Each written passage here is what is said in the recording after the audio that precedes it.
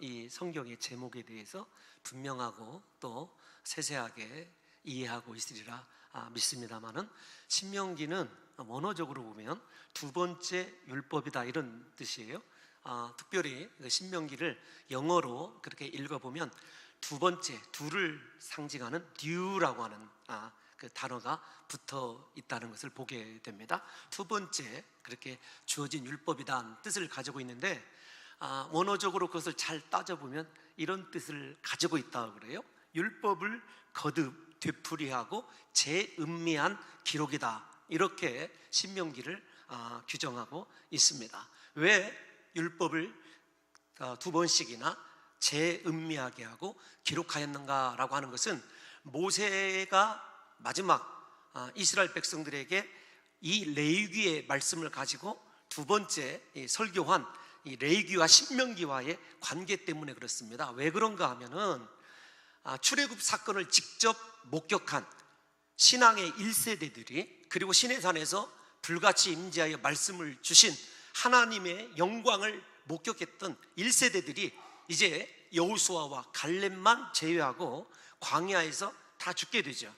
이제 광야에서 태어난 출애굽 2세대, 이렇게 지칭할 수 있겠는데요, 출애굽 2세대들에게 하나님께서 어떻게 이스라엘을 구원해 내시고 그들을 분명히 가나안으로 인도하실 것인데, 가나안에 들어가서 하나님 앞에서 어떻게 하나님을 섬기고 가나안에서 말씀으로 어떻게 그들의 삶을 새롭게 할 것인지를 모세가 하나님을 제대로 목격하지 못한 2세대들에게 레위기를 가지고 그들이 알 수 있는 편안한 방법으로 설교해주고 해석하는 것이 여러분 이 신명기입니다. 그래서 신명기와 레위기에는 상당히 중복되는 부분이 많이 있어요. 그런데 두 번째, 이렇게 하나님의 율법을, 하나님의 거룩한 영광을 직접 목격하지 못한 2세대들에게 하나님의 말씀을 설교하면서 그 설교의 한 복판에다가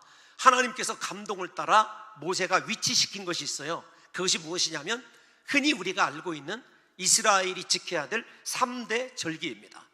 여러분, 신명기가 34장으로 이루어져 있는데 그 한 중간에 가장 중요하다고 하는 부분에 하나님께서 절기를 지킬 것을 그렇게 말씀하시고, 절기에 대해서 세세히 이 모세가 이스라엘 백성들에게 알려주게 된 이유가 있습니다. 무엇이냐면, 앞으로 가나안에 들어가면 이스라엘 백성들이 절기를 통해서 하나님과 영적으로 더 깊은 교제를 나눌 뿐만 아니라 하나님이 분명히 그들에게 약속하신 축복을 그들이 누리게 되되, 하나님을 잊어버리지 아니하고 하나님 은혜 안에서 그 축복을 누리는 법을 알려주고 싶었기 때문에 그렇습니다. 그래서 여러분들이 신명기에서 가장 중요한, 모든 말씀이 다 중요합니다만은 이 모세의 의도에 의하면 중요한 것이 절기다라고 하는 것을 먼저 여러분들이 이해를 해주시고 오늘 본문을 따라오시게 되면, 우리 삶 속에 예수 그리스도 때문에 물론 이 절기들이 다 이루어졌지만,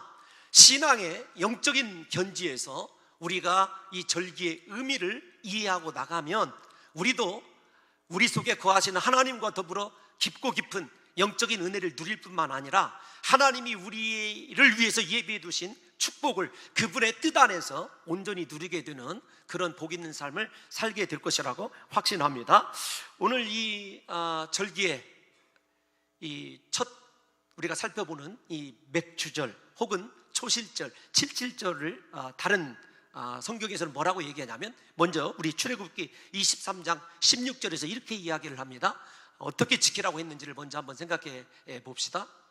출애굽기 23장 16절에서 맥주절을, 시작, 맥주절을 지키라. 이는 내가 수고하여 밭에 뿌린 것의 첫 열매를 거둠이니라. 수장절을 지키라. 이는 내가 수고하여 이룬 것을 연말에 밭에서부터 거두어 저장함이니라. 이렇게 얘기합니다. 네가 수고하여 밭에 뿌린 것의 첫 열매를 거두었기 때문에 하나님 앞에 드리라고 얘기하고, 민수기 28장에서도 처음 익은 열매를 하나님께 드리는 날, 이렇게 이야기를 하고 있습니다. 여러분, 우리가 성경에서 처음을 이야기할 때 우리는 순서적인 첫 번째, 두 번째를 생각하는 경우가 많이 있습니다. 물론 이 문자적으로 그렇게 해당이 됩니다. 그러나 성경에서 처음은 또 다른 의미로 쓰여져요. 무엇이냐면 네가 가장 소중하게 생각하는 것, 가장 우선적으로 생각하는 것, 네게 가장 중요하다고 생각하는 것, 그것을 첫 것이라고 얘기를 해요. 그러니까 그 두 가지가 겸하여져서 순서적으로도 처음이지만 네가 생각할 때, 정서적으로 생각할 때 가장 중요하고 우선되는 것, 그것을 하나님께 드리는 절기가 여러분 이 맥주절이죠. 오늘 이 맥주절은 우리가 잘 아는 대로 6월절이 끝나고 난 만 77, 49일이 되는 날 지키는 절기예요. 이 절기가 여러분 제가 의미상으로 이렇게 말씀을 드리지만 레위기에 직접 들어가 보면은 굉장히 복잡합니다. 왜냐하면 이스라엘이 사실은 보리 농사를 잘 하지 않기 때문에 그래요. 그런데도 우리 말 성경이 맥주절로 그렇게 여러분 기록하고 있어서 6월절 절기에 처음 그렇게 수확을 하고 두 번째 또 밀을 수확하는 절기다 등등 여러 가지로 신학적인 난제들이 있어요. 제가 오늘 여러분들에게 맥주절을 지키면서 이 신학적인 난제들을 얘기하려고 하는 것이 아니라 여러분들이 그냥 다 거두절미하시고 우리가 보편적으로 이해할 수 있는 맥주절기의 의미가 무엇이냐, 그것만 좀 가지고 우리 사랑하는 성도 여러분들과 제가 오늘 맥주절기를 지키면서 나는 과연 성경이 이야기하고 있는 맥주절기를 하나님께 진실로 내 생에 가장 중요한 우선되는 것을 드리며 지키고 있는지를 좀 살펴보려고 하는 것이죠. 우리가 하나님 앞에서 맥주절기를 어떻게 지켜야 되는가라고 하는 것을 이 본문을 보게 되면 제가 이렇게 소 타이틀을 정했어요. 물질과 하나님 사이에서 내 태도는 어떠한가라고 하는 것을 하나님이 절기를 통해서 묻고 계시는 거예요. 무슨 말이냐면 하나님이 감사절기를 명하실 때는 항상 풍성한 수확물을 앞에다 두고 하나님 앞에 감사하고 하나님을 기억하라고 명령하셨기 때문에 그래요. 여러분 조금 상상의 날개를 좀 펼쳐보십시오. 엄청난 수확물 앞에서 하나님이 축복해 주셨는데 수확물, 물질이 보이는 것이 아니라 그것을 허락하시는 하나님이 보이는지를 이 절기를 통해서 이스라엘 백성들에게 계속 하나님이 점검하셨다는 것입니다. 여러분 이제 그것을 좀 살펴보기 위해서 우리가 오늘 자주 쓰는 감사라고 하는 말을 좀 어원적으로 살펴보려고 그래요. 구약과 신약이 감사라는 말의 어원이 조금씩 다 다릅니다. 구약에서는 히브리어죠. 이 감사라고 하는 단어가 크게 두 가지로 쓰여요. 하나는 아다라고 하는 단어와 그 다음에 토데라고 하는 단어가 쓰입니다. 여러분 이 단어들은 똑같이 하나님께 감사를 드리다 혹은 하나님께 감사를 표현하다 그런 뜻이에요. 그러니까 어떻게 하든지 감사를 표하는 거예요. 근데 중요한 것은 감사를 표하되 이 토데와 아다의 어근이 어떤 뜻을 가지고 있냐면은 마음의 샘줄기 그런 뜻을 가지고 있어요. 그러니까 여러분 하나님 앞에 감사를 드리고 감사를 표현하되 마음의 샘줄기에서 나오는 감사를 드리고 있느냐라고 하는 것을 여러분 우리에게 묻고 있는 거예요. 그러니까 저와 여러분들이 첫 번째 오늘 이 절기를 지키면서 나는 하나님께 감사할 때 입술과 여러분 내 앞에 놓여져 있는 물질 때문에 형식으로 그렇게 감사하고 있는지 진실로 내 마음에 가장 깊은 곳이 샘물 터지듯이 툭 터져서 하나님께 진정한 감사가 쏟아져 나오고 있는지를 생각해야 됩니다. 신약의 용어는 여러분들이 익히 잘 알고 있는 단어예요. 성찬식 때 많이 쓰지 않습니까? 유카리스트라고 하는 헬라어가 쓰입니다. 그리고 또다시 다른 감사는 유카리스트에 등장하는 카리스라고 하는 은혜 혹은 기쁨, 감사라고 하는 것이 동일하게 쓰여져요. 그런데 여러분 뭐 유카리스트가 되었든지 카리스가 되었든지 그 단어들의 어근은 어떤 것이냐면 생각하다, 기억하다 그 뜻이에요. 무엇을 생각하느냐면 현상 앞에서 놓여진 것 앞에서 하나님을 기억하고 생각할 수 있는 그것이 감사라는 거죠. 그래서 제가 구약의 감사와 신약의 감사를 그렇게 좀 믹스를 해서 여러분들에게 말씀을 드리면 그런 거예요. 하나님이 주신 축복 앞에서 진실로 내 마음에 샘이 터져 나오되 하나님을 기억하고 감사하는 마음으로 충만한 것, 그것이 여러분 진정한 감사의 의미라는 것입니다. 사랑하는 성도 여러분들과 제가 진실로 오늘 이 순간에 억지로 하는 것이 아니라 하나님 앞에 그냥 의도적으로 의지적으로 감사하는 것이 아니라 하나님을 기억할 때 내 속에서 기쁨과 은혜, 하나님이 주시는 영적인 그 감격이 샘솟듯이 솟아나고 있는지, 하나님이란 이름만 들어도, 아멘이란 말만 들어도, 제가 왜 이렇게 아멘이란 말을 쓰냐면요, 정말로 우리 그 일부 찬양대가 아멘 아멘 아멘을 마지막에 부르는데 굉장히 감동이 되더라고요. 얼마나 듣고 싶었던 그 말인지 몰라요? 여러분, 그렇게 하나님을 듣고 예수 그리스도를 듣고 심지어는 아멘이란 말만 들어도 내 속에서 하나님이 나에게 베푸신 은혜 때문에 기쁨과 감사가 모든 것이 다 하나님의 시각으로 보여지면서 그렇게 샘솟듯이 솟아져 나오는지를 이 시간에 좀 생각해 봐야 됩니다. 제가 여러분들에게 이 감사를 설명하면서 하나님과 물질 사이에서 라고는 말을 드렸어요. 그 말씀을 생각해 보십시오. 왜 하나님은 짓궂으신 것처럼 그렇게 커다란 축복 앞에서 날마다 나에게 감사하라, 나를 기억하라, 네 마음으로부터 그렇게 나를 기뻐하라 이렇게 말씀하셨냐면 여러 가지 문제가 있어서 그래요. 우리에게 먼저 사람의 물질과의 관계성 때문에 그렇습니다. 사람은요, 물질이 많아지면 많아질수록 물질을 다스릴 수 있는 힘이 사라지게 돼요. 물질의 노예가 된다는 말입니다. 복을 받으면 받을수록 하나님께 더 감사하고 헌신할 것 같으죠. 지금은 그럴 것 같아요.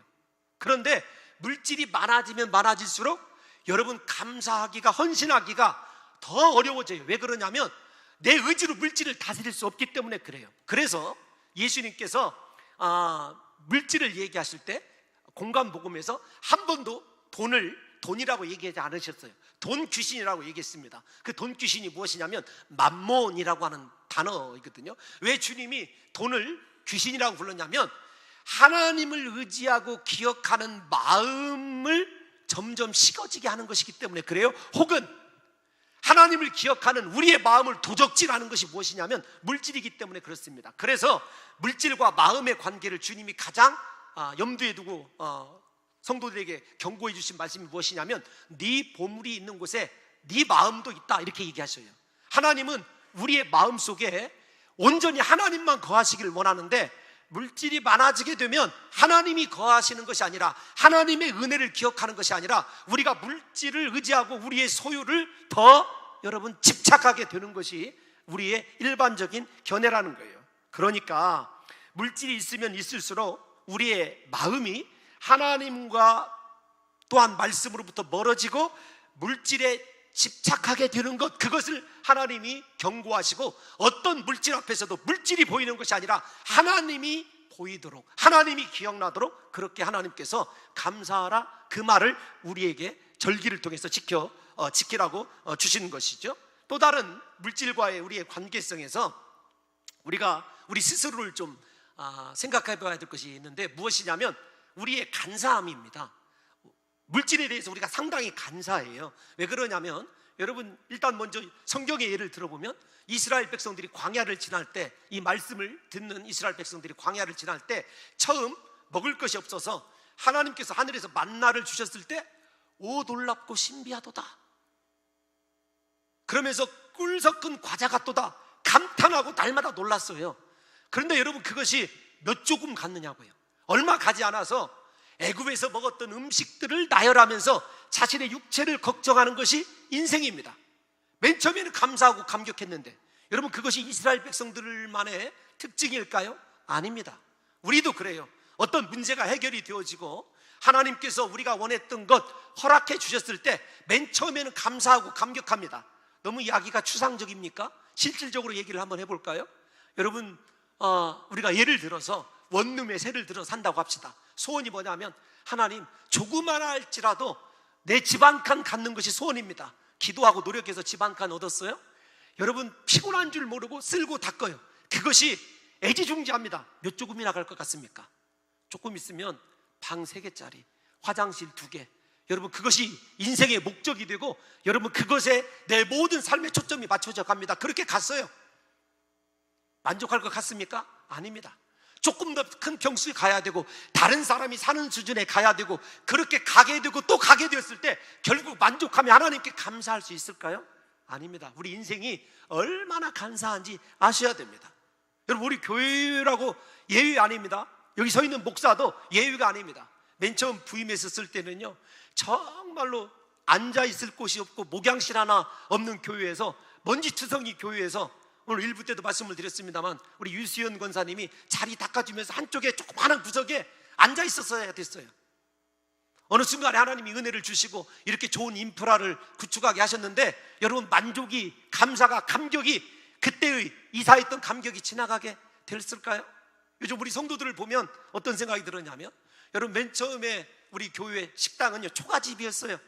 겨울에 보일러가 얼어 터져가지고 두꺼운, 여러분 뭐 이렇게 이 보온 자재를 깔고 앉아서 서로 손을 녹여가면서 밥을 먹었었거든요.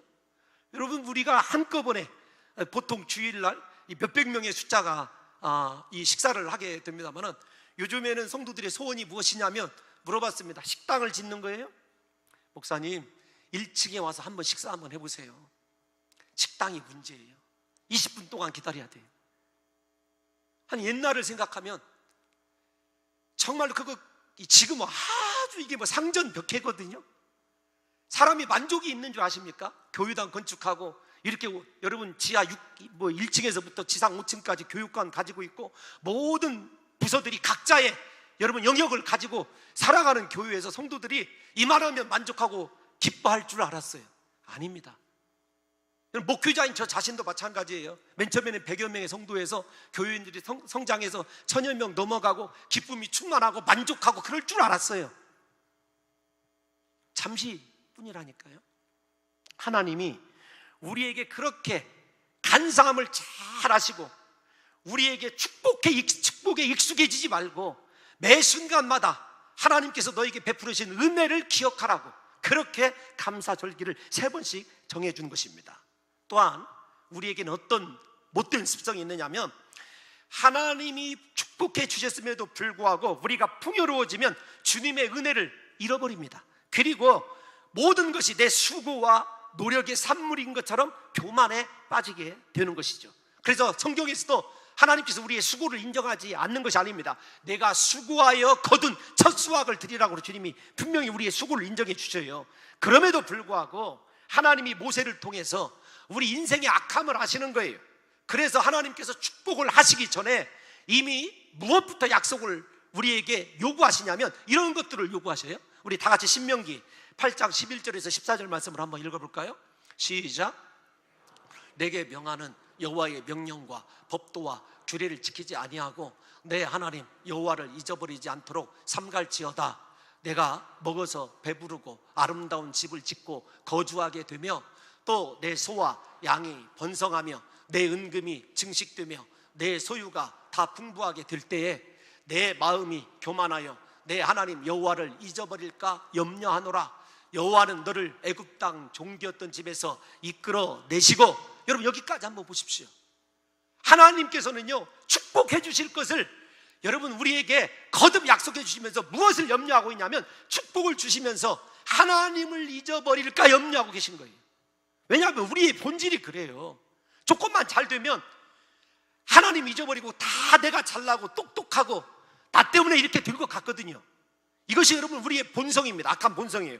그래서 하나님께서 이스라엘 백성들에게 분명히 축복을 주실 것인데, 이런 단서 조항을 달고 하나님을 기억하라, 하나님을 잊지 말아라고 말씀하신 것이죠. 계속해서 우리 신명기 8장 17절 18절을 한번 읽어볼까요? 시작. 그러나 내가 마음에 이르기를 내 능력과 내 손의 힘으로 내가 이 재물을 얻었다 말할 것이라. 잠깐만요. 우리 그렇게 말하는 것이 인생의 본질임을 하나님이 알고 계셔요.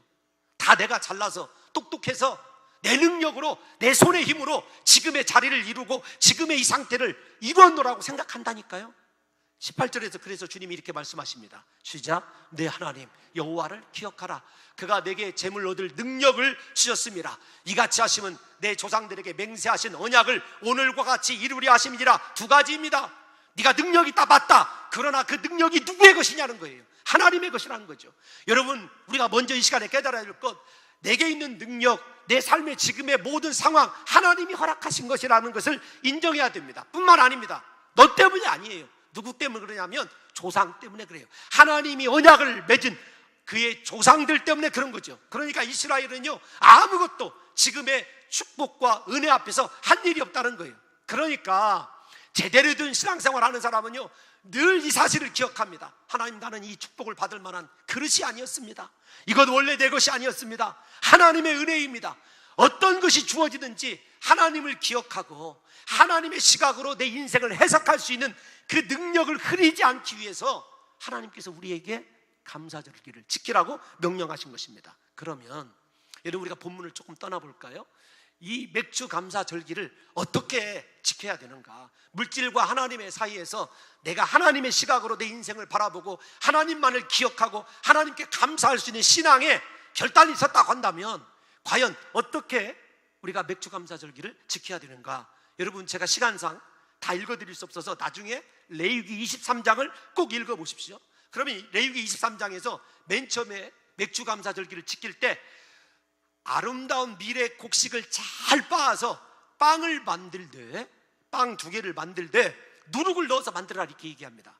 여러분, 우리가 잘 아는 대로 6월절에는요, 무교절, 누룩을 들어갈 수가 없어요. 다른 절기 때는 하나님 앞에 드리는 빵을 절대로 누룩을 넣지 않습니다. 그런데 이 맥주절 때만큼은 기쁨과 환희를 상징하는 누룩을 넣게끔 하셨어요. 그래서 여러분, 이 고운 가루를 만들어서 빵을 만들거든요. 몇 개를 만든다고 그랬어요? 2개를 만듭니다. 그러면 제사장이 그 큰 빵 만들어 온 2개의 빵을 들고 하나님 앞에서 이렇게 흔들어요. 흔들어서 드리는 제사, 무슨 제사죠? 너무 점잖으신 것 같아요. 요제잖아요. 흔들어 드리는 요제를 드립니다. 하나님 앞에 그 하나님 제단의 그 향에 맞추어서 요제로 드려요. 여러분, 단순히 빵을 드리고 누룩을 드린다는 것이 중요한 것이 아닙니다. 왜 누룩을 넣게 하고 빵을 만들어 드리겠냐면 밀 자체, 얻은 수확물 자체를 드린 것이 아니에요. 그것이 빠져요. 고운 가루가 되어야 돼요. 마찬가지입니다. 우리가 하나님 앞에 맥주절기를 드릴 때 물질을 드리는 것이 아니라 내 자신이 완전히 부인되어지고 죽어지고 가루가 되어서 밀이라고 하는 것이 아니라 빵으로 변화된, 하나님이 받으실 만한 그릇으로 변화된 그것을 하나님 앞에 분향하면서 드리는 것이 맥주절기예요. 여러분, 이것을 생각하면 진정한 감사의 정신을 아는 성도라고 한다면 물질은 2번째라니까요. 내 삶에 얼마나 내가 정말로 부서지고 깨어지고 녹아져서 진실로 하나님 앞에 그분이 원하시는 향에 맞추어져서 드려질 만한, 하나님이 연락 받으실 만한 빵으로, 생명의 떡으로 변화되어 있는지를 생각하는 것이 맥주 감사 절기죠. 여러분, 이걸 생각해 보면 하나님이 가장 기뻐하시는 것은요, 다른 것이 아닙니다. 변화된 나예요. 예수님 닮고 예수님 앞에서 철저히 부인하는 우리 자신을 가장 하나님이 기뻐하셔서 춤을 추듯이 받으시는 것이 요제라는 사실을 아셔야 돼요. 그래서 하나님이 변화된 그 삶을 기뻐하셨기 때문에, 야, 그것이 내게 기쁨인데 너도 함께 기뻐하자고 허락한 것이 누룩을 넣은 빵이라는 사실을 여러분 아셔야 됩니다. 그래서 하나님께서 제사에서 기쁨을 유일하게 허락해 주신 것이 바로 이 맥주 감사절기예요. 왜요? 변화된 우리의 모습을 가지고 하나님이 가장 즐거워하시고 기뻐하시기 때문에 그렇습니다. 2번째로는 여러분, 빵을 드리는 거 난 다음에 드리는 것이 2마리의 순양이에요. 근데 이 2마리의 순양을 드리는 것이 어떻게 드리라고 했냐면 화목제로 드리라고 했습니다. 무엇이냐면, 화목제다 그 말은 하나님과 죄로 말미암아 원수되어 죽을 수밖에 없었던 인간이 화목하게 되는 거예요. 그러니까 여러분, 이 화목제물로 오신 분이 누구시죠? 예수 그리스도를 기억하라는 거예요. 네가 예수 그리스도의 십자가 보혈로 죄사함 받아서 하나님께 나가고 하나님과 영적인 깊은 교제를 이룰 수 있게 된 것, 그 기쁨을 누리라는 것입니다. 그러니까 무슨 말이죠? 구원의 은혜를 기뻐하고 십자가의 보혈을 찬송하고 네 삶이 존재하게 된 것, 너 때문이 아니라 예수 그리스도의 십자가 은혜 때문이다. 그래서 삶의 모든 여러분 시작과 출발점이 십자가인 인생을 살으라고 하는 것이 여러분 이 맥주감사절기의 여러분 2번째 의미인 것입니다. 여러분, 우리가 읽은 본문 12절을 한번 읽어볼까요? 오늘 본문 12절에 이상한 말씀이 나와 있어요. 시작. 너는 애굽에서 종되었던 것을 기억하고, 어떤 것이냐면 너는 죽을 수밖에 없었던 노예였다, 죄의 종이었다라는 것이죠.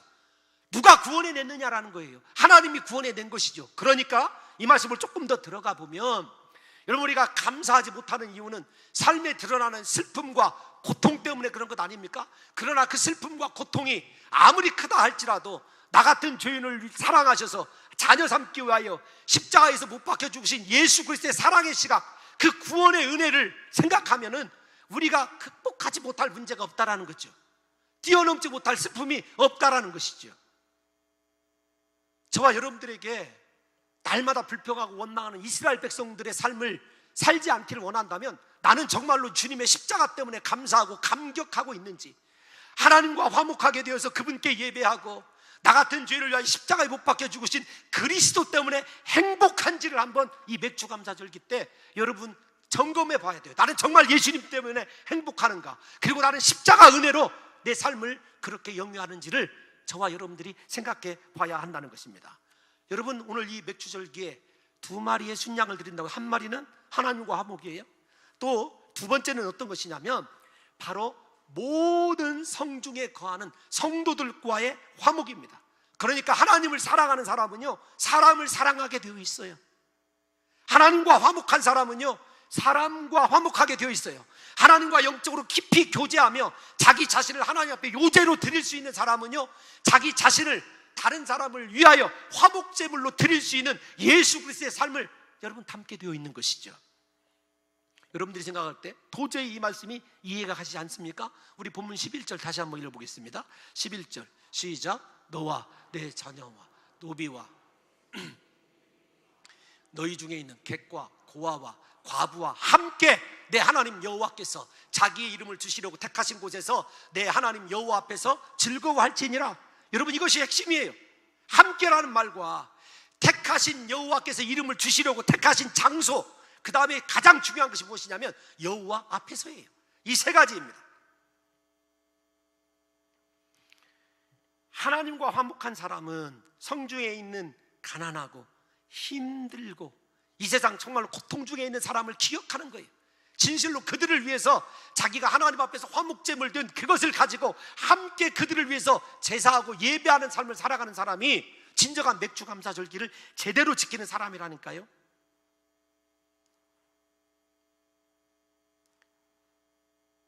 모든 성도들과 십자가 사랑을 나눌 수 있을 때 우리는 진정한 하나님이 원하시는 감사의 사람이 되는 것일 뿐만 아니라 불우한 이웃들을 기억하고 그들에게 하나님의 사랑을 공급할 뿐만 아니라 그들이 하나님 앞에 온전한 동일한 예배자가 되게 하는 것, 그것이 맥주감사절기의 근본적인 의미라는 것입니다. 그러니까 하나님과 화목, 사람과 화목, 온 성도들을 사랑하는 마음, 이웃을 사랑하는 마음, 그것을 확인하는 절기가 이 맥주감사절기인 것이죠.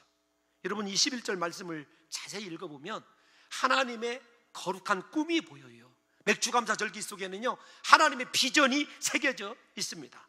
하나님께서, 다시 말씀을 드리지만, 남녀노소 빈부 귀천 없이 감사절을 지키라, 내 이름을, 거룩한 이름을 두려고 택한 곳, 그것이 무엇이냐면 바로 신약의 교회 아니겠습니까?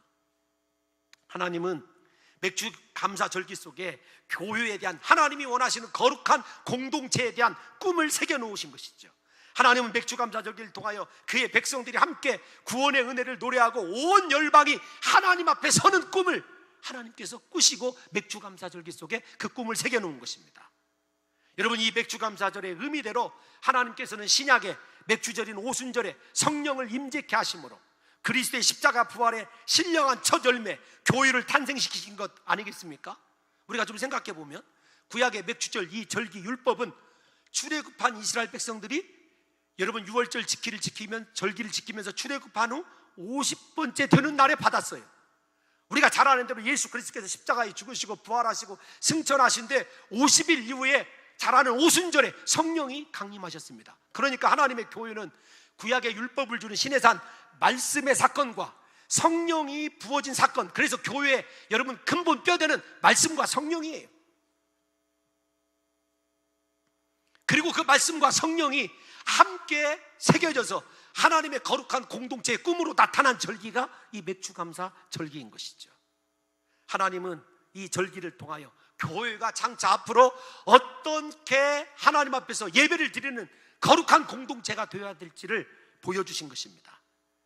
사랑하는 성도 여러분, 우리가 이 말씀을 생각해 보시면서 과연 이 하나님의 꿈이 성취되었는지 안 되었는지를 확인 한번 해볼까요? 사도행전 2장 44절에서 47절을 한번 읽어보겠습니다. 시작. 믿는 사람이 다 함께 있어. 앞에서 가난한 자, 레위인, 고아 다 함께 하나님 앞에 절기를 지켰던, 다 같이 다시요, 믿는 사람이 다 함께 있어 모든 물건을 서로 통용하고 또 재산과 소유를 팔아 각 사람의 필요를 따라 나눠주며 날마다 마음을 같이하여 성전에 거룩한 이름을 두시기로 약속한 성전에 모이기를 힘쓰고 집에서 떡을 떼며 기쁨과 순전한 마음으로 음식을 먹고 하나님을 찬미하며 또 온 백성에게 칭송을 받으니 주께서 구원받는 사람을 날마다 더하게 하시니라. 여러분, 맥주감사절기를 통해서 하나님이 야 너에게 복 줄게, 너 이렇게 살아라, 그게 아닙니다. 나는 정말 하나님과 화목한가, 성도와 함께하는 인생을 살아가고 있는가, 뿐만 아니라 가난한 자, 낮은 자들에게 하나님께서 내게 주신 은혜를 공급하며 베푸는 인생을 살아가고 있는지를 점검하는 것이 이 맥주감사절기라니까요.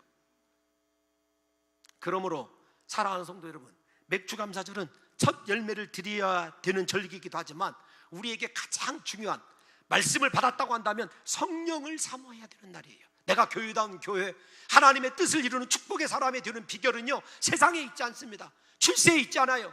내게 그렇게 오순절 거룩한 성령이 임해서 제자들이 변화된 그 변화된 모습이 나에게 있느냐가 중요한 것이죠. 제자들을 생각해 보십시오. 예수님을 부인하고 저주했던 그들이 훗날에 성령을 받고 오직 하나님의 거룩한 교회와 하나님을 위해서 목숨 내걸고 헌신했던 그 충성의 마음이 바로 맥주감사절기의 열매인 것입니다.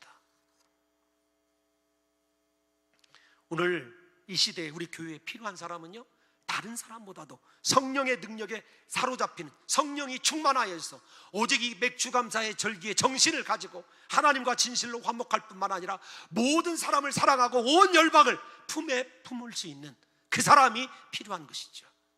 우리가 성령에 사로잡힐 때 우리 인생이 변화되고 놀라운 삶에 여러분 새로운 지평이 열리는 것 아니겠습니까?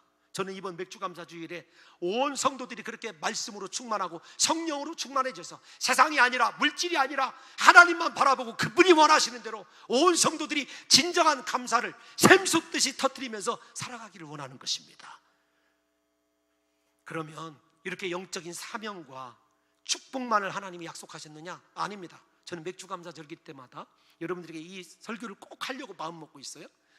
그리고 저는 실제적으로 절기 때마다 힘과 위로를 얻어요. 왜냐하면 이 말씀 때문에 그렇거든요.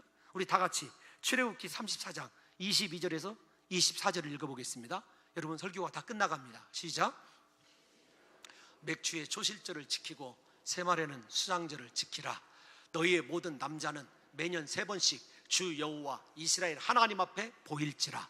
내가 이방 나라들을 내 앞에서 쫓아내고, 잠깐만요, 남자들에게 굉장히 중요한 것이 절기예요.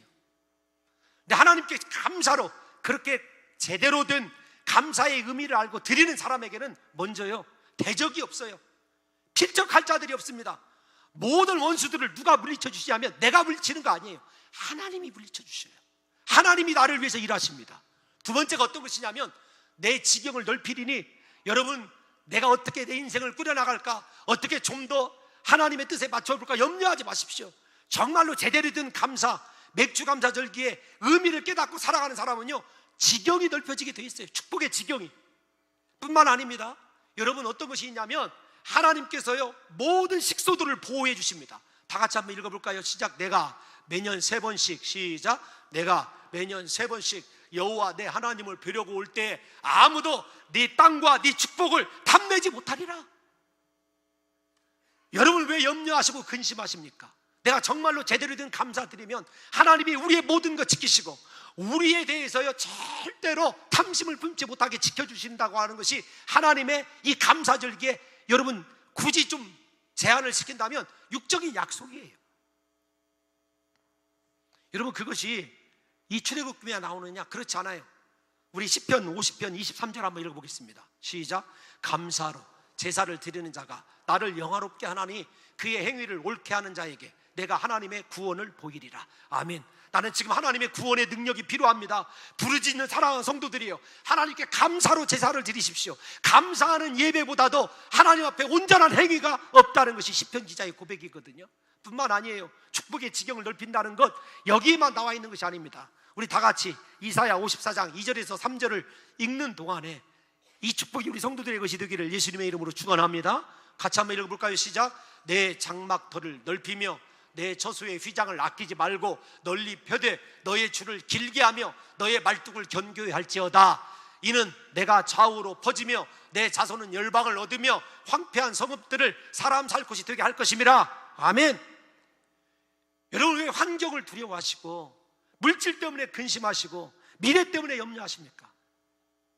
하나님은 우리에게요, 감사의 제사를 통해서 그리스도의 은혜를 기억한다면 마음껏 네 지경을 넓히고 펴라고 하나님께서 책임져 주시겠다고 그렇게 약속해 주시는 것 아니겠습니까? 여러분, 이런 축복이 저는 영적인 그런 하나님과의 화목뿐만 아니라 성도를 위한 삶뿐만 아니라 이 축복의 그 삶을 위해서 우리 사랑하는 성도들에게 임재하시기를 예수님의 이름으로 축원합니다. 그러면 마지막 결론입니다. 우리가 오늘 이 맥주감사절기의 의미도 알았고 하나님의 약속인 축복도 알았는데 과연 그 축복에 근접한 감사를 내가 오늘 드리고 있는지를 마지막 오늘 본문을 통해서 확인하고자 합니다. 10절 한번 읽겠습니다. 시작. 여호와 앞에서 77절을 지키되 내 하나님 여호와께서 내게 복을 주신 대로 내 힘을 헤아려 자원하는 예물을 드리고, 잠깐만요, 저 본문을 띄워놔 주세요. 나 지금 하나님 앞에 맥주감사 절기를 지키는데 하나님이 내게 주신 복대로 드리고 있는지를 생각해 보십시오. 두 번째, 내 힘을 헤아려, 그 말은 무엇이냐면 네 힘대로, 네 능력대로 그렇습니다. 여러분, 제가 읽어드리지는 않았지만 동일한 신명기 16장 17절에 보면 이렇게 얘기합니다. 각 사람이 내 하나님 여호와께서 주신 복을 따라 그 힘대로 드릴지니라, 이렇게 얘기하고 있어요. 두 번씩이나 힘대로라는 말이 있습니다. 주신 복을 따라라는 말이 있어요. 오늘 여러분들이 맥주감사 헌금을 드리고 하나님께 감사하는데 내게 주신 복에 정확하게 맞는, 헤아려 볼 때 정확하게 하나님께서 주신 복대로 감사하고 있는지를 생각하셔서 오늘 이 예배를 드림으로 말미암아 사랑하는 성도 여러분들과 저의 인생이 하나님과의 관계가 회복될 뿐만 아니라 물질이 아니라 날마다 어떤 축복을 주어도 하나님이 보이고 하나님이 말씀하신 대로 결단하는 그런 믿음이 있는지를 생각해 봐야 돼요. 이스라엘 백성들이요, 이 말씀을 받은 것이 가나안에 들어가서입니까? 광야에서입니까? 광야에서예요. 아직 농사 짓지 않았습니다. 가나안 땅에 들어가면 메추라기 만나 끊깁니다. 그런데 하나님은요, 잔인하리만큼 이스라엘 백성들에게 먹을 것 입을 것 걱정하지 말고 내게 너의 첫 소산물 그대로 다 드려라. 이게 하나님이 이스라엘 백성들에게 주문하신 거예요. 이스라엘 백성들에게 생명줄과 같은 것을 드리라고 한 것이죠. 마치 엘리야가 사르밧 과부에게 갔을 때 그들이 먹고, 여러분, 마지막 남은 음식 먹고 죽기를 작정한 그 음식을 엘리야에게 먼저 바치라고 한 것과 동일한 일들이 여러분 이스라엘 백성들에게 주어진 것이죠. 그런데 어떻게 했냐면 이스라엘 백성들이 하나님을 기억하고 그렇게 순종하게 되었을 때 그들이 어떤 축복을 누렸는지는 우리가 잘 알고 있지 않습니까? 저는 이번 맥주감사절기를 통해서 사랑하는 성도 여러분들과 제가 진실로 계산을 따라서 내 인간의 지식을 따라서 감사하시는 것이 아니라 나 같은 죄인에게 구원의 은혜를 베풀어 주시고 하나님과 화목하게 할 뿐만 아니라 하나님의 거룩한 공동체를 이루게 될 축복의 사람으로 나를 세워진 것, 그것 때문에 하나님 앞에 진실한 예물을 드림으로 이 땅 가운데서 남아 살아있는 남은 생애 동안에 오직 하나님의 비전을 이루는 축복의 사람들이 다 되시기를 예수님의 이름으로 축원합니다. 하나님, 절기를 통해서 우리 모두가 다 하나님의 사람으로 회복되어지게 도와주옵소서. 물질이 아니라 날마다 하나님을 기억하고 하나님이 내게 주신 거룩한 하나님이 이루시고자 하시는 공동체의 꿈, 열방이 구원받는 하나님의 그 꿈을 이루는 사람이 내가 될 수 있도록 하나님 나를 축복하여 주시되 하나님 앞에 날마다 감사로 나가되 생명 내걸고 하나님이 원하시는 대로 그렇게 감사하는 인생 살아가도록 나를 변화시켜 주옵소서. 예수님의 이름으로 감사드리며 기도하옵나이다. 아멘.